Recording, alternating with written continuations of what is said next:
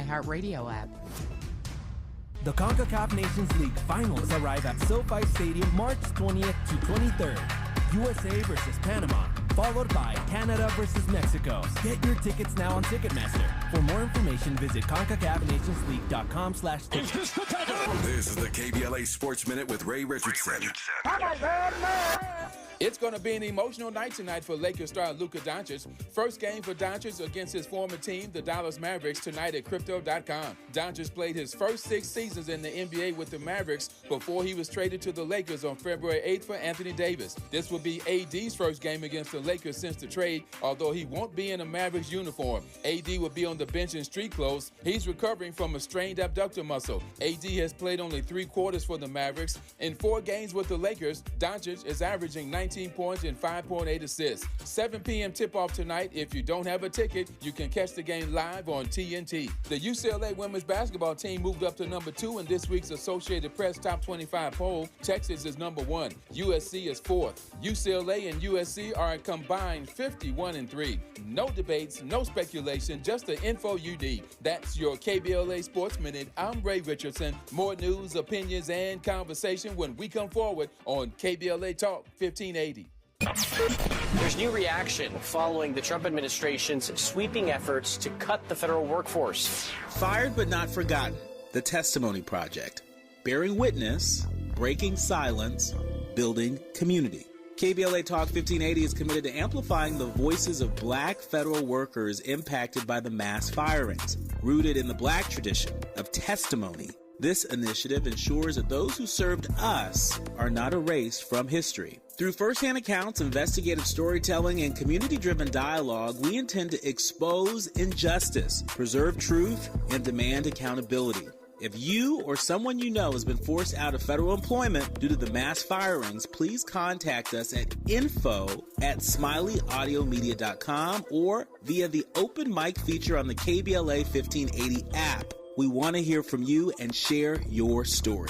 KBLA Talk 1580, we've got your black.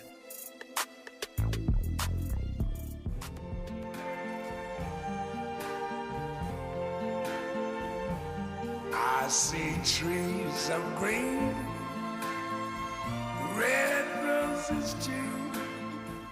I see them bloom for me and you. And I think to myself, what a wonderful world.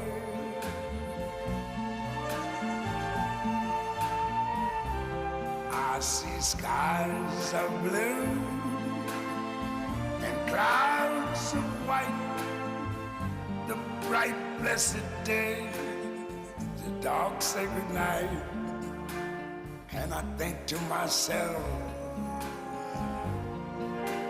what a wonderful world. In this hour, a conversation with two-time Grammy winner and Director of Research Collections for the Louis Armstrong House Museum, Ricky Riccardi, on his new book, Stomp Off, Let's Go, The Early Years of Louis Armstrong. The book tells the revelatory origin story of one of America's most beloved musicians. How did Louis Armstrong become Louis Armstrong? We will talk about it in this hour, for the hour, with the author of this new book, Stomp Off, Let's Go, The Early Years of Louis Armstrong, Ricky Riccardi. First of all, Ricky, congratulations on your Grammy Award this year, man. Thank you, Tavis. 2 times. Yeah, I love it. I love it. I love it. That's good stuff. That's good stuff. Congrats on that, and congrats on the book. You on a roll these days, man, and we're honored to have you on this program. Let me jump right in and make the most of the hour that we have. There's a lot to talk about in this book, and I'm glad you did it. And it's a great piece of work. But I guess the first question is this. There's been so much, as you well know, written about Louis Armstrong, and I know something about this because some years ago I wrote a book. Matter of fact, we just referenced it in the last hour.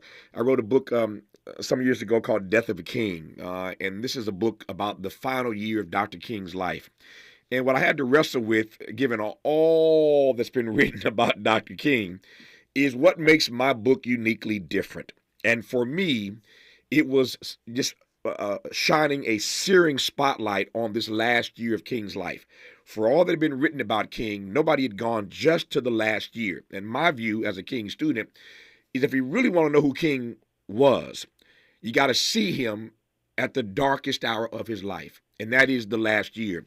From the moment he gives this Beyond Vietnam speech, saying to America that you, America, are the greatest purveyor of violence in the world today. When he called America out in that way and moved from civil rights to foreign policy, the whole of everything turned against him. The cosmos turned against him. He gives that speech April 4, 1967. It puts a target on his back. They kill him 1 year to the day, almost to the hour later, April 4, 1968. So I got these bookends, and I'm going to focus in a very searing way on this last year and try to present a book the likes of which had not been done before. And I think I pulled that off. So you're in the same bucket. There's been so much written about Louis Armstrong. Here you come with Stomp Off, Let's Go, the early years of Louis Armstrong. How did you approach this book that would offer us something about Satchmo that we had not been exposed to heretofore? Well, for me, it was a case of being in the right place at the right time, because this was actually my third Armstrong book. I was like you. When I first got hit by the Armstrong bug, I wanted to publish something that nobody had ever written before, or eras of Armstrong's life that nobody had really checked out. And so I ended up doing this in reverse chronology. Mm-hmm. My first book, What a Wonderful World, was about the last 25 years of Armstrong's life. And then 5 years ago, I wrote a second book, Heart Full of Rhythm, which was about his middle years. Mm-hmm. And that just left the early years. And if you would have asked me 10, 15 years ago, I probably would have said, listen, everything's been done before. Lewis himself wrote a book about his early years. You know, what am I going to do except rehash the same old stories? And I'll tell you, and in the last 5, 10 years, so much new research has come up. I mean, for one thing, my day job at the Louis Armstrong House Museum, you know, we have over 700 reel-to-reel tapes that Louis Armstrong made in the last 20 years of his life, and the only two people who have listened to them all are Louis Armstrong and me. So I had that to pull from. But then, you know, Tulane University, they put up all of their oral histories with all the New Orleans jazz pioneers. And then a friend of mine was working with the late Phil Schaap, and all of Phil Schaap's interviews became available with all these musicians who were there. Lillian Hardin, Lewis's second wife, she was working on an autobiography. She died before she finished it. We found it.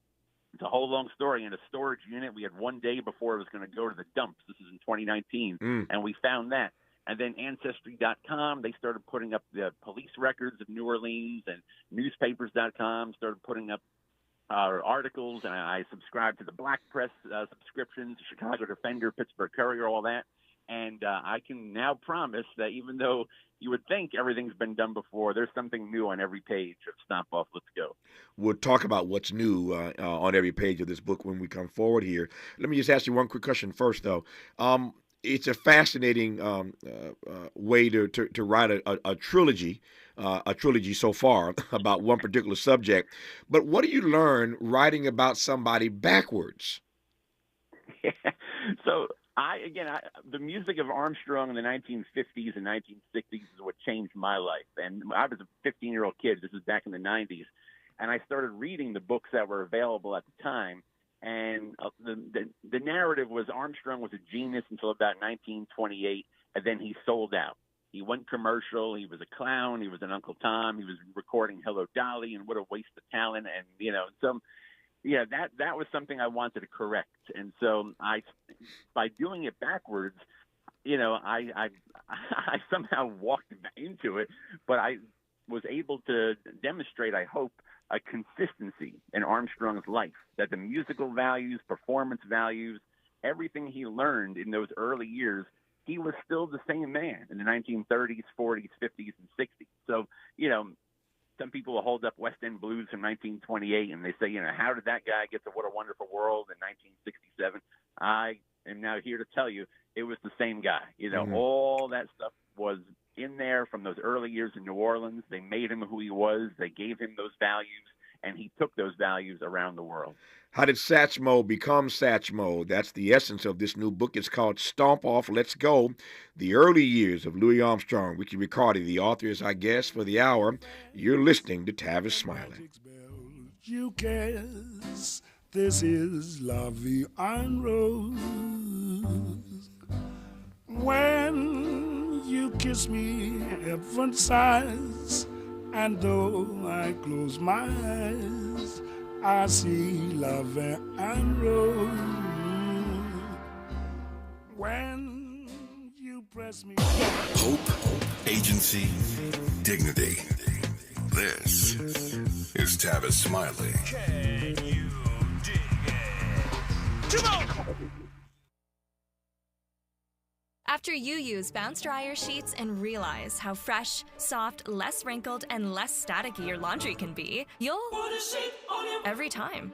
Like those socks that smell like they've been through a marathon. Put a sheet on it. Or that blanket that's got wrinkles on its wrinkles. Put a sheet on it. Maybe even your chatty coworker who keeps distracting you. Okay, Bounce Dryer sheets can't do it all. But for fresher, softer, better laundry, put a sheet on it with Bounce. Robinhood Gold members can now enjoy the VIP treatment, receiving a 3% IRA match on annual retirement contributions. With Robinhood Gold, the perks of the high net worth are now available for any net worth. The new Gold standard is here with Robinhood Gold. To receive a 3% boost on annual IRA contributions, sign up at Robinhood.com/gold. Investing involves risk. 3% match requires Robinhood Gold $5 a month for 1 year from first match. Must keep funds in IRA for 5 years. Go to Robinhood.com/boost. Robinhood Financial LLC member SIPC. Gold membership is offered by Robinhood Gold LLC. I have a dream today. From slavery and segregation to the Great Migration to our present day rising, the Black experience in America is a story of resilience, achievement, and unstoppable spirit. This February, we're curating amazing conversations celebrating the heroes, the pioneers, and the everyday people who made history. Black History Month on KBLA Talk 1580. Together, we carry the torch forward. Sometimes I struggle to get to sleep. My body stopped for the day, but my mind is still running. So I take ZQuil. ZQuil, the world's #1 sleep aid brand, has a range of non-habit-forming products to fit you and your family's needs. Invest in a great night's sleep for the best you tomorrow. I'm awake and ready to take on anything. Better days start with ZQuil nights. Explore our products at ZQuil.com. Use as directed. Keep out of reach of children. During tax season, your info travels lots of places you can't control. W-2 arriving from payroll platform 3. Everything criminals need to steal your identity is on your W-2. Last call for accountant at home office, 1 minute. LifeLock monitors hundreds of millions of data points per second. Tax preparation data centers with service to IRS. All aboard. If your identity is stolen, we'll fix it guaranteed, or your money back. Save up to 40% your first year with promo code NEWS. Visit lifelock.com. Terms apply. He's a paradigm pioneer and the top-rated African-American talk show host in the nation, according to Talkers Magazine. You're tapped in with Tavis Smiley right now. Hey, Dolly, I still get jealous when they look at you. I may not show it, but I do. It's more than I can bear when they start to stare, 'cause they think you too good to be true. I still get jealous when we kiss goodnight, unless you hold me extra tight. And dear, I know a secret you didn't know I knew. I still get jealous 'cause it pleases you. The new book from Ricky Riccardi is called Stomp Off, Let's Go, the early years of Louis Armstrong. It is his third text about Satchmo. And in case you just tuned in, he said something fascinating moments ago. He actually wrote backwards. He started with the crescendo of his career. Then he goes to the middle years, and now he's in the early years. So I never interviewed somebody, I think, in my 30-plus years who did a trilogy of books about somebody backwards, in reverse. But I ain't mad at Ricky Riccardi. It's a good one. Once again, it's called Stomp Off, Let's Go, the early years of Louis Armstrong. I was thinking, Ricky, a moment ago, that everybody's got tapes. Richard Nixon had tapes. Diddy got tapes. Diddy's got tapes. Louis Armstrong had tapes. What was on those tapes? I mean, let me back up.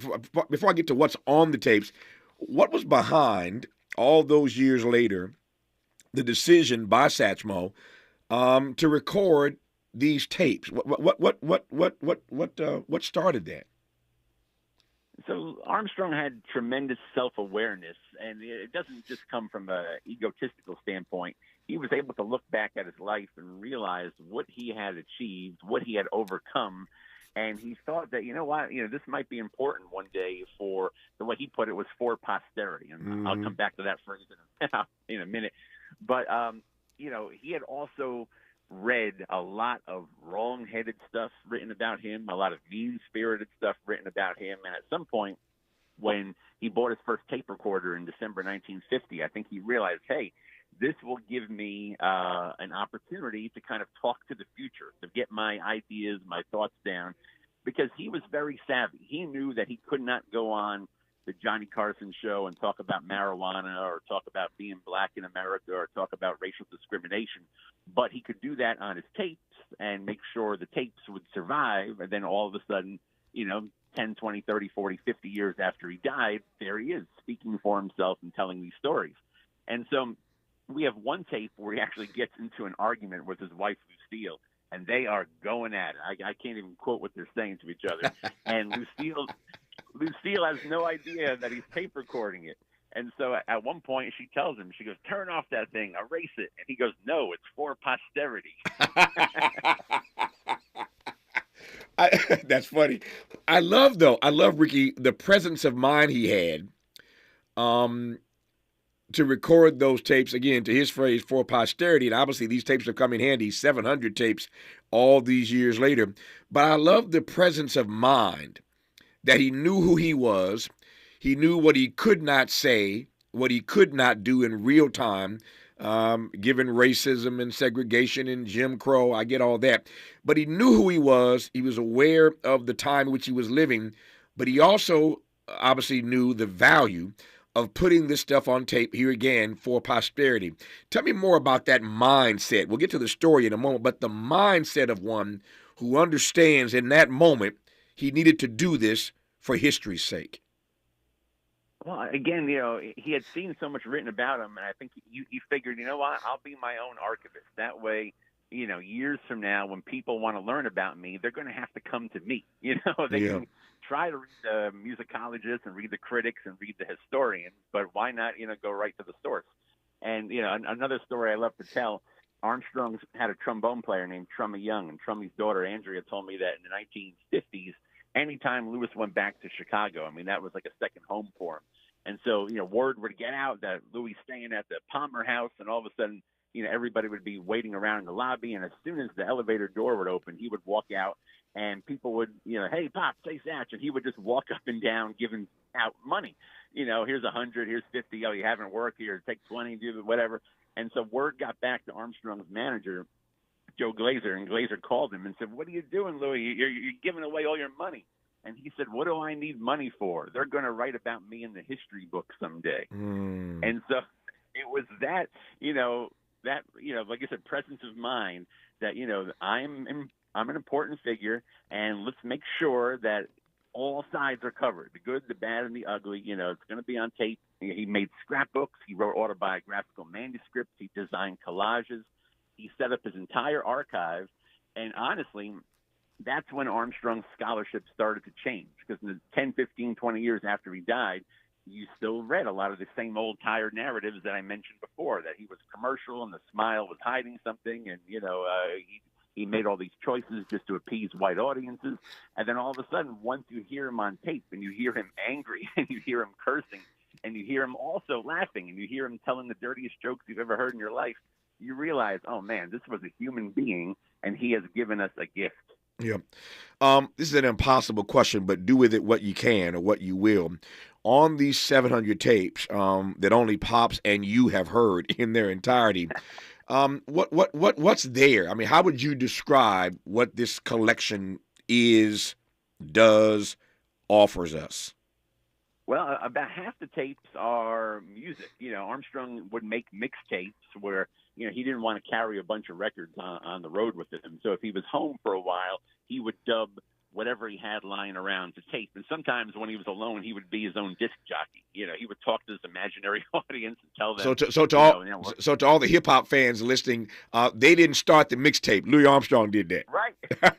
He was doing it, and he would play along. Yeah. Sometimes he would grab his trumpet and play over the record. So there's that.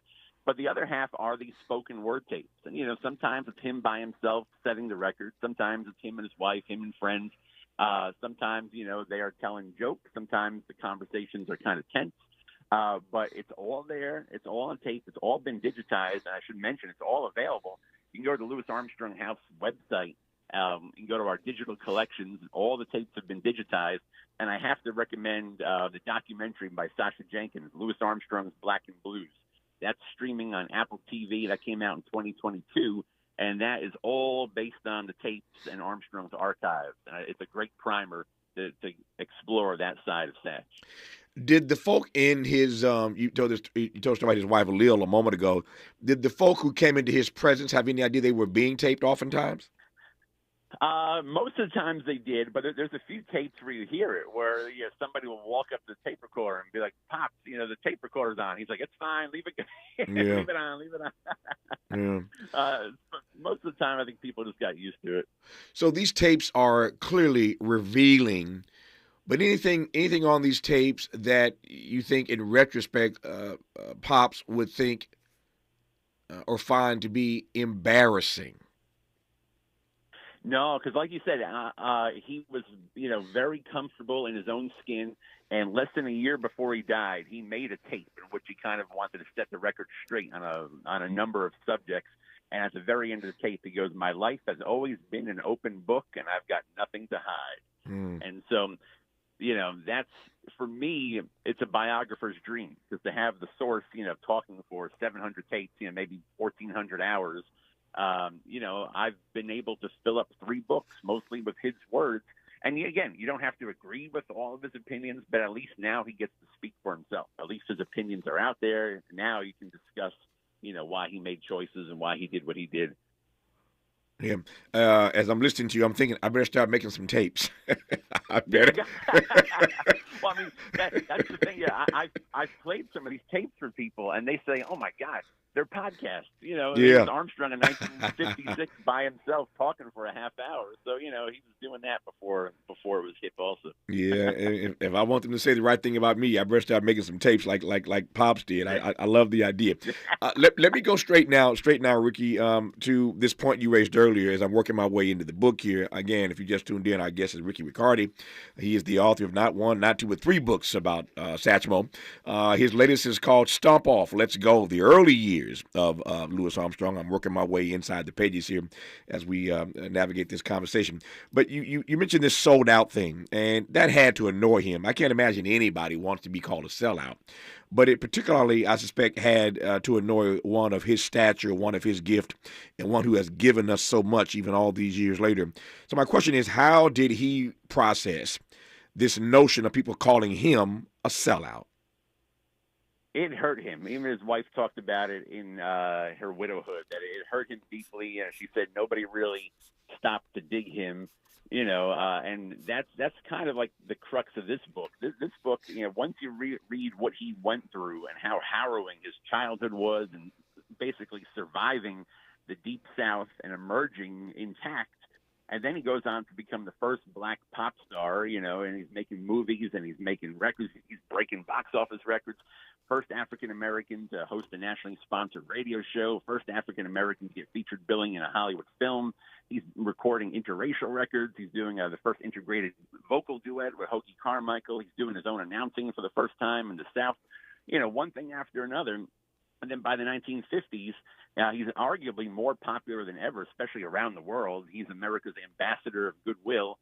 He goes to Ghana, plays in front of 100,000 people, and Nkrumah invites him to the independence ceremony. But here in America, all of a sudden it's, he's sold out.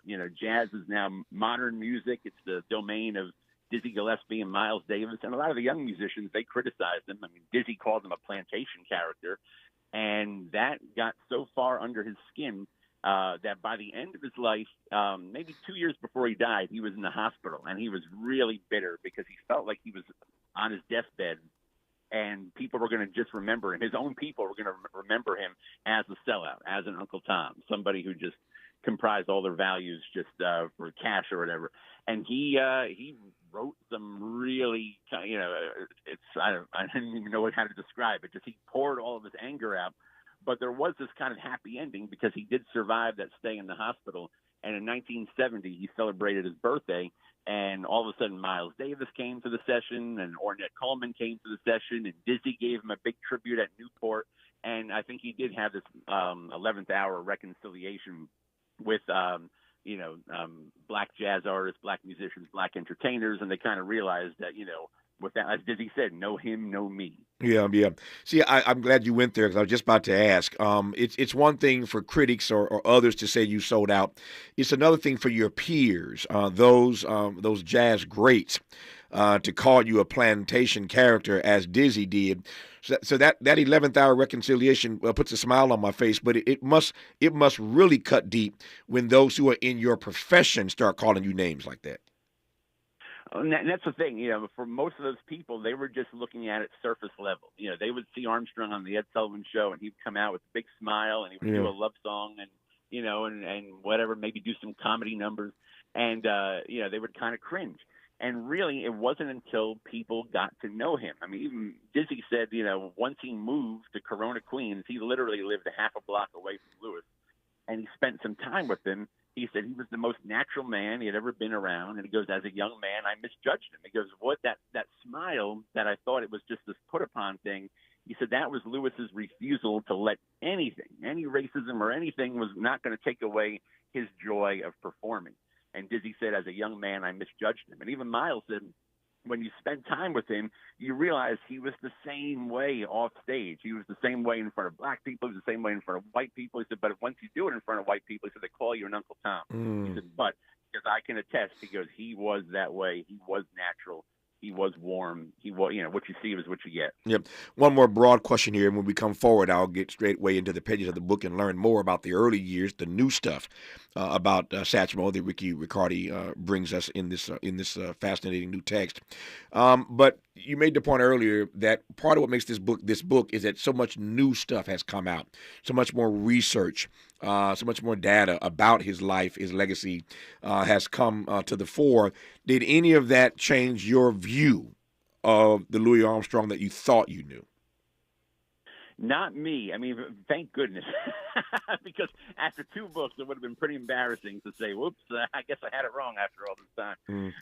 But there was something there. I guess I just knew it the whole time because I'd spent so much time with his tapes and writing the other 2 books that I just knew that, this was just an incredible human being. He had overcome so much, and he had given so much of himself. He had given money away. He had given his time. I mean, I had interviewed everybody who knew him, all the musicians, and they all said just, what a tremendous guy he was. And so, getting into this period, I do get into some of the stories.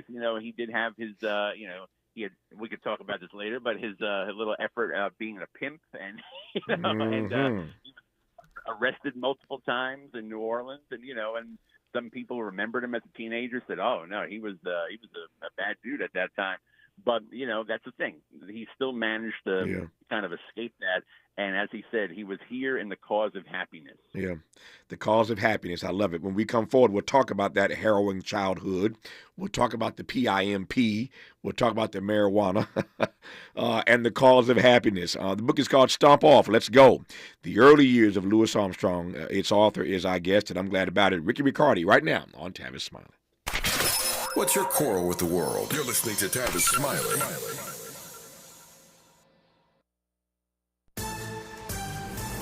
I'm Bree Wood with 4 Things You Should Know with BIN News. Howard County, Maryland will use a $250,000 grant from the state's African American Heritage Preservation Program to restore an 1800s building that housed enslaved people in Blender Regional Park.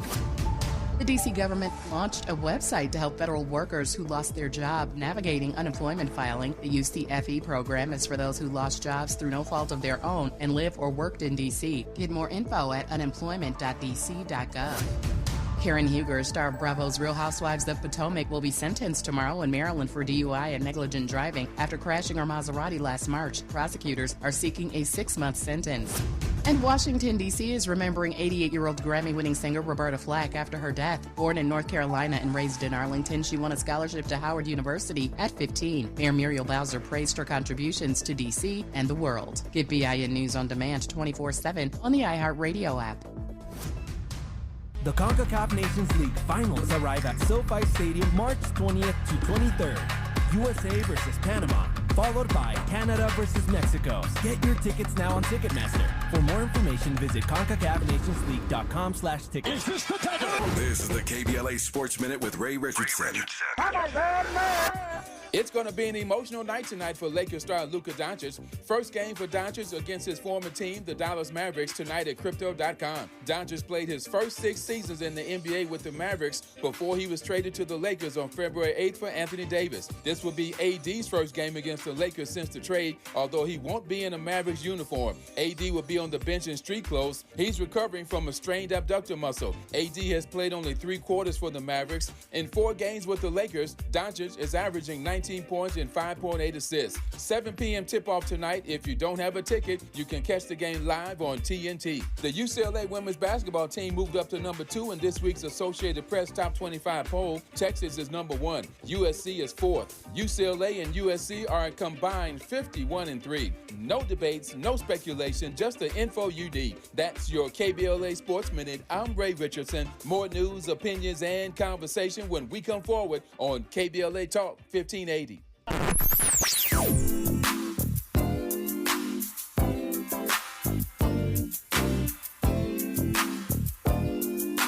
This is KBLA Talk 1580. Talk radio. That's music to your ears. We're unapologetically progressive. KBLA Talk 1580. If you or someone you know is affected by the Los Angeles wildfires, you are not alone. No matter how sad, scared, or heartbroken you feel, CalHope is here for you and all those affected by the devastating wildfires. Find free, safe, and confidential mental health support at calhope.org. We've got a lot to talk about. Hi, I'm Ray Richardson, your sports connection here at KBLA Talk 1580. Join me and my co-host Neil Scarborough every Saturday night at 7 for Out of Bounds, the show that brings some flavor to the world of sports for 60 minutes. We take you beyond the scores and press conferences. We give you our point of view, the way black folks see what's going down. You can join the conversation and give us your analysis at 1-800-920-1580. Out of Bounds every Saturday night at 7 on KBLA Talk 1580. We've got a lot to talk about. Unapologetically progressive. KBLA Talk 1580. We've got your black. You like the style, though. If you're living with dry age-related macular degeneration or dry AMD, you may be at risk for developing geographic atrophy or GA. GA can be unpredictable and progress rapidly, leading to irreversible vision loss. Now there's something you can do to slow it down, get it going slower. Izervay is proven to slow GA progression. Izervay gets GA going slower. Izervay or avacincaptad pagel is a prescription eye injection used to treat GA. Don't take it if you have an infection or active swelling in or around your eye. Izervay can cause eye infection, retinal detachment, or increased risk of wet AMD. Izervay may temporarily increase eye pressure. Your vision may be impaired after an eye injection or exam. Don't delay. Ask your doctor about Izervay today. Izervay gets GA going slower. Visit Izervay.com. That's IZERVAY.com. Paid for by government.com. Did you know? The United States Mint has issued a new Morgan silver dollar coin in proof condition for the first time. Not only that, they are also minted in 99.9% pure silver for the first time ever in history. Coin experts are calling this an amazing opportunity for anyone that knows the enduring popularity of Morgans. But you must hurry. Only 400,000 of these legal tender silver dollars were issued. These first ever Morgan silver dollars are brand new with stunning mirror-like finish, Minted by the iconic San Francisco Mint. Call now and you're guaranteed a new first ever 99.9% pure silver proof Morgan dollar. To learn more, call 1-800-973-9717. If you order now, you will receive a free coin collector bonus pack, a $25 value, free with every order. Call 1-800-973-9717 now to secure your new Morgan silver dollars before they are gone. That's 1-800-973-9717. Freedom is an endless meeting, so let's get back to it with Tavis Smiley.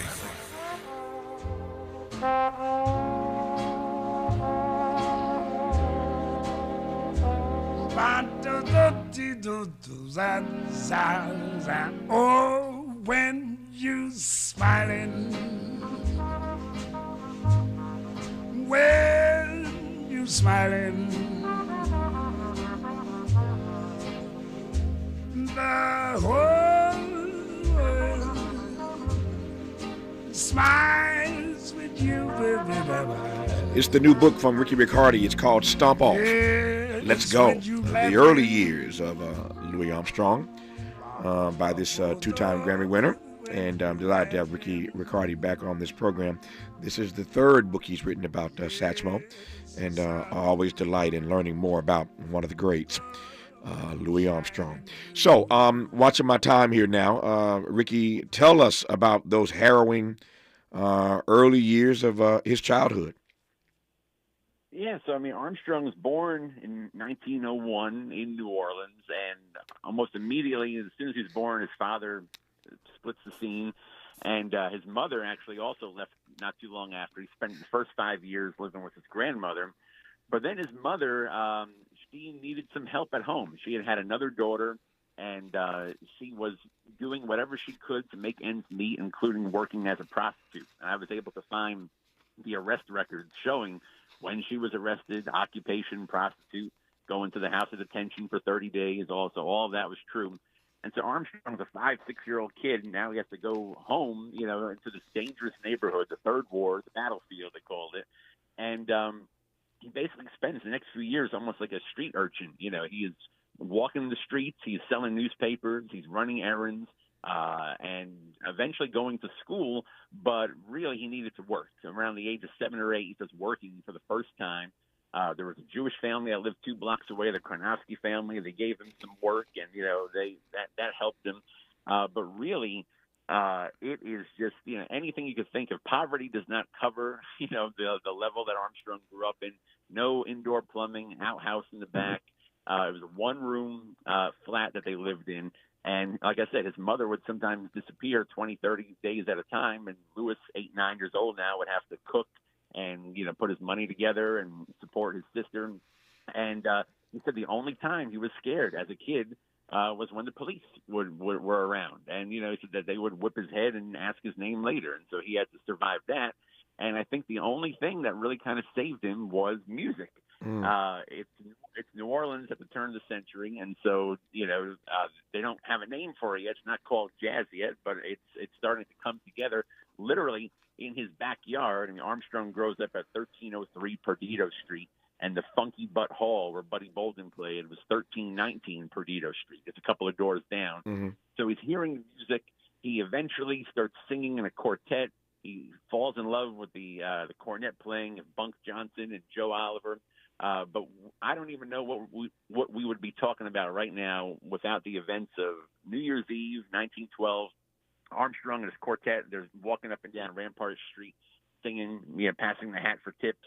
And then all of a sudden the clock strikes midnight, 1913, Happy New Year. Everybody's got noisemakers, firecrackers. Armstrong grabbed his mother's gun, goes out in the street, starts firing it in the air, and gets arrested and sent to the Colored Waifs Home for Boys. And this was a juvenile detention home, and I have some stories about discipline and whips. And, it was a scary place, but they had a music program. They had a man named Peter Davis who would get the kids and would teach them how to read music, and they put together a little brass band. And when Armstrong was arrested, the New Orleans newspapers reported it as the most serious case was 12-year-old Louis Armstrong, an old offender. That was his reputation at 12. But then he finds music, And within 6 months' time, he becomes the leader of the brass band. And they actually went to Armstrong's neighborhood in the battlefield there, and all the pimps and the prostitutes and the gamblers and the hustlers, they passed the hat around, and they raised so much money, the Waifs Home Band was able to get new instruments and new uniforms. And the newspapers covered that parade, and all of a sudden it said Louis Armstrong, leader. So he had gone from old defender to leader, and I think that was the moment he realized that music was going to be his way out. In this particular era, clearly there was no love, no love lost between black folk and law enforcement. Not that frame has changed much all these decades later. But how did his encounters with these cops whooping upside his head frame or shape his view of the law? Well, like I said, it was scary. He had everything he had to do. He had to look over his shoulder. I mean, the famous red light district of New Orleans, which later became known as Storyville, that was off limits. You could not get there unless you were working there. And so sure enough, when Armstrong started working for this Jewish family, he was allowed access. But when the parades would come by, I mean, New Orleans to this day is a city of parades. And so the brass bands would come by, and Armstrong, he loved to join the second line, the kids and, the onlookers who would dance and follow the parades. And he said that sometimes, if he got too close to the music or if he wandered, to the wrong part of town, the police would run him away, and it was scary. But after he got out of the Waifs home, he got close with the cornet player Joe Oliver, and Oliver would let him hold his cornet in the parades. And Armstrong said, as long as I was holding Joe Oliver's cornet, the police wouldn't run me out. And so all of a sudden, he kind of realized that this instrument has some magic powers. It was going to let him into places and let him experience some things that he could not experience otherwise. Yeah. I want to come back to the trumpet in a second here, but tell me about the Pimp Chronicles. Yeah, so here's the thing. So Armstrong gets out of the Waifs home, and it's not like he becomes a musical prodigy and starts playing and changes the whole world. He still has to support his mother and his sister, and he had to do a million odd jobs, mostly working coal carts, but also unloading banana boats and working in construction and whatever else he could do just to make ends meet. Digging food out of garbage cans, selling it back to restaurants. But he did say that one of the only occupations where you would get some notoriety in his neighborhood was if you were a pimp. And he remembered Clark Wade was a pimp. He died he was killed by one of his prostitutes in 1915. And the parade was the biggest funeral parade Armstrong had ever seen. And so I think there was one part of him that was just like, maybe I should give this a whirl. And so he did, very briefly, but he had a prostitute named Nutzi, and she wanted to get a little closer with him, and he was still like 15 or 16, and he demurred, and she took out a penknife and stabbed him in the shoulder. And he had that scar, for the rest of his life, and that put an end to his pimping days. But, I mean, could you imagine if that knife had hit him, a few inches higher, a few inches lower, it would have changed the whole sound of the 20th century. And so he had music there. I think that was the thing, because a lot of the kids, one of the things I researched in this book, the kids he was in the Waifs home with, what happened to them. And one of them, Henry Kid Rene, became a fairly well-respected musician. But almost all the others, who ends up in Sing Sing, who was arrested for being a well-known pickpocket, who was shot in the head, at the age of 17. That could have been Armstrong. Any of those guys could have been him, but at least he had music. He had his community. He had Joe Oliver. He had his mother. He had these things that kept him grounded, kept him working at this goal, and he achieved it.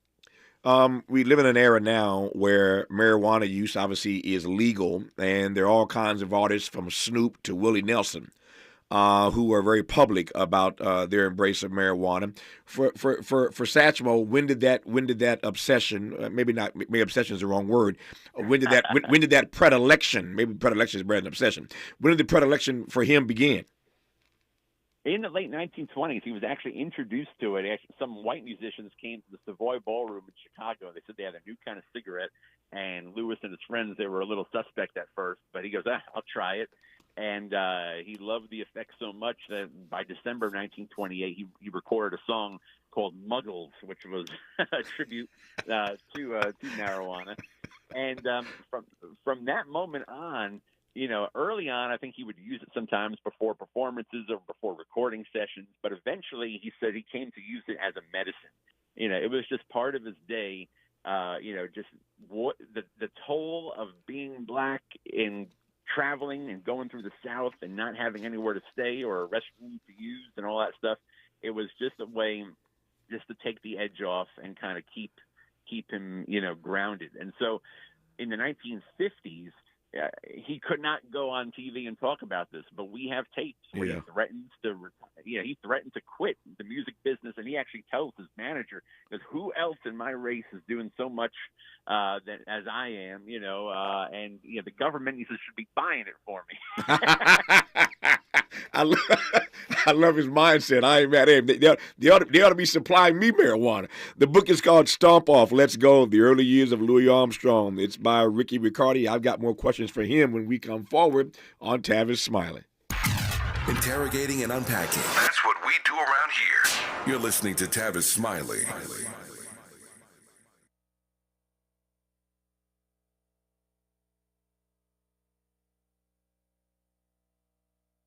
We asked seniors how to prevent Medicare scams. My best advice, if you get a phone call, do not talk to the person. These people are well-trained. Don't talk to them. They don't know me. They're just trying to scam me. Don't be fooled. Hang up. Just hang up. Never give out your Medicare number. They're going to get your number to put in a false claim. If I get a call from someone, I don't pick up the phone. And should I pick up the phone and they ask for information, then I hang up. How do you detect Medicare fraud?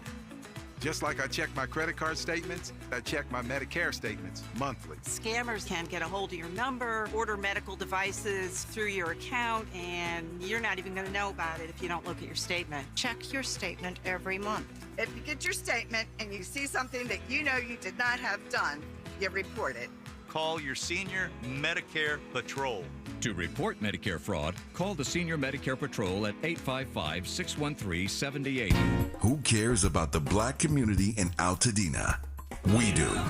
On Saturday, March 8th at 10 a.m., it's the premiere of Conversation Live, Altadena Rising with James Farr. This new weekly show will explore the deep roots and resilience of Altadena's black community as we track its recovery and reimagine its future. From relief efforts to rebuilding, we're raising up voices, stories, and solutions to build back Black Altadena better and stronger than ever. It's Conversation Live, Altadena Rising with James Farr every Saturday at 10 a.m. beginning Saturday, March 8th with an encore presentation Sundays at noon. James Farr, the man who is the voice for Black Los Angeles. At KBLA Talk 1580, we've got your black. I have a dream today. They said it couldn't be done. They said we wouldn't make it. But history had other plans. This February, KBLA Talk 1580 celebrates the dreamers, the doers, and the breakthrough makers of Black History Month. Your station, your stories. We're KBLA Talk 1580.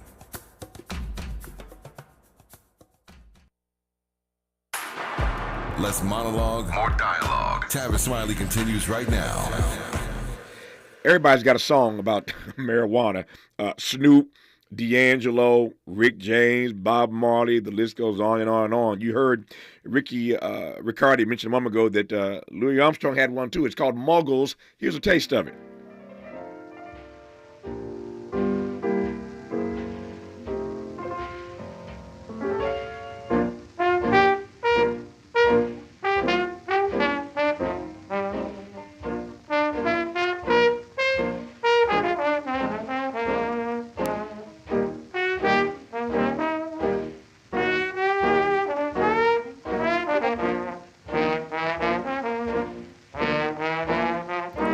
Ricky, tell me more about this track, man. So, yeah, this is 1928, Chicago, one of Armstrong's last Chicago sessions. Earl Hines on piano. Now it's Fred Robinson on trombone. This is Jimmy Strong on clarinet. But it's just a blues. It's just they probably made it up in the studio. But Lewis is about to take over, and it's one of my favorite solos from this period. And I'm sure there was a hint of Muggles in the room that day. There you for go. The Harry Potter fans, it's a different type of Muggles. Yeah, I hear you loud and clear. We were talking about his being in the home, in the school, being introduced to music. Holding the cornet. and the police not messing with him as long as he held the cornet. But I am always curious as to how people choose instruments or how instruments choose them. How did the trumpet become his piece? I think it was the first instrument that he really gravitated towards just as a fan. Mm-hmm. And, New Orleans has always been a trumpet city, right up to today with, Wynton and Sure. Wendell Brunius and Leroy Jones and on and on. And so back then you had Buddy Bolden, of course, but then he heard Bunk Johnson, he heard Joe Oliver. And when he went to the Waifs home, he said his dream was to play the cornet. And some musicians remember that he was actually dabbling a little bit. He might have found a cornet in the garbage before he went into Waifs home and was already trying to teach himself. But the Waifs home, they made him work for it. They started him on the tambourine, and they gave him the drums, and they gave him an alto horn, they gave him a bugle, and finally the cornet. And that was it. It was a match made in heaven. He never, eventually he switched from cornet to trumpet, basically the same instrument. Cornet's a little stubbier. But, he never doubled in anything. He never tried anything else. And, in New Orleans jazz bands, the trumpet, that's the loudest instrument. That holds down the melody. That holds down the lead. And I think there was something about that. He wanted that role. Self-taught? Well, for the most, not so much. The Waifs home, they taught him the rudiments. Mm-hmm. Then he had a few years at home where he kind of taught himself, how to play the blues. And his earliest gigs were in the honky tonks in his neighborhood. And musicians remember he only knew 3 songs at the time. He would just play those 3 songs all night. But he had a great year, and eventually, he started working with Kid Ory's band after Joe Oliver went to Chicago. But the big thing in 1919, he was hired to go up and down the Mississippi River, Fate Marable's band. And that was a reading band. They played charts. They had to read arrangements. They played foxtrots and rumbas and all different kinds of music. And every day while they were out on the Mississippi, Lewis would, work at it and learn how to read and learn how to divide the notes. And that, musicians in New Orleans said anytime you were hired by Fate Marable, that was like going to the conservatory. So those were Armstrong's conservatory years. And after that, for the rest of his life, he could read, he could compose, he could do it all. It's called Stomp Off, Let's Go, The Early Years of Louis Armstrong by Ricky Riccardi. Our remaining moments with Ricky when we come forward on Tavis Smiley. For all the freedom-loving folk, this is Tavis Smiley. I feel like freedom.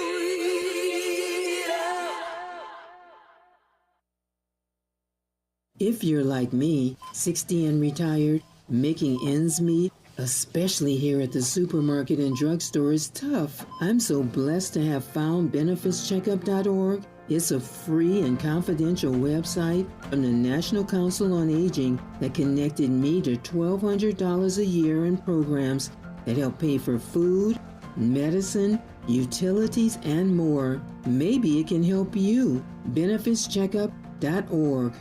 You know where you want to go in life, and City National Bank can help. City National knows the dedication it takes to build your vision for the future into a reality, and our team is here for you. We have a wide range of options to help, from personal savings accounts to interest-bearing money market savings accounts and more, all designed to help you get where you want to go. City National, here for every stage of the journey. Learn more at cnb.com. City National Bank is a subsidiary of Royal Bank of Canada, member FDIC. Sometimes we lose, sometimes we win. Sometimes we try to fit it all in. Sometimes we don't know what's in store. Sometimes we find what we're looking for. Sometimes we're rolling easy and free. Sometimes 1 and 1 makes 3. So much to love along this ride. That's why Nationwide is on your side. Nationwide Mutual Insurance Company and Affiliates, Columbus, Ohio. KBLA Talk 1580. We've got a lot to talk about.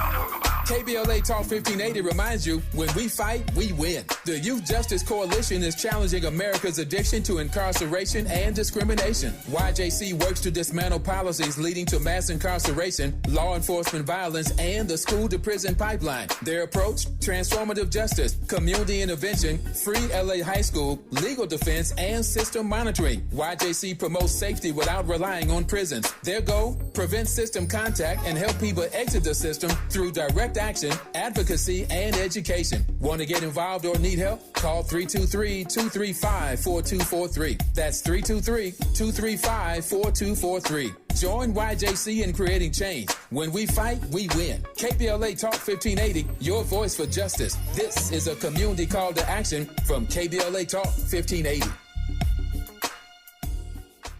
Texting privacy policy and terms and conditions posted at textplan.us. Texting enrolls for recurring automated text marketing messages. Message and data rates may apply. Reply stop, opt out. Individual results may vary. Consult a doctor prior to use. If you've struggled to lose weight in the past, this important message is for you because you could lose as much as 50 pounds or more with Zelfie. Zelfie makes it easy and affordable to get weight loss treatment 100% online. Zelfie providers can prescribe FDA-approved GLP-1 weight loss medications clinically shown to help people lose weight like Wegovy, Zepbound, and others. Plus, help get the medication covered by insurance so it's as little as $0 a month. The doctors are super helpful, and the meds have been a game changer. It's the first program I've had success with. Before Zelfie, I was unable to lose weight, even though I was eating healthy and exercising 6 days a week. Zelfie helped me not only lose weight, but I feel so much better. Text GOAL to 200-300 to get started today with Zelfie and see if weight loss medications like Wegovy or Zepbound are right for you. Don't wait. Text now for a link to your exclusive offer. Text GOAL to 200-300. That's GOAL to 200-300. GOAL to 200-300.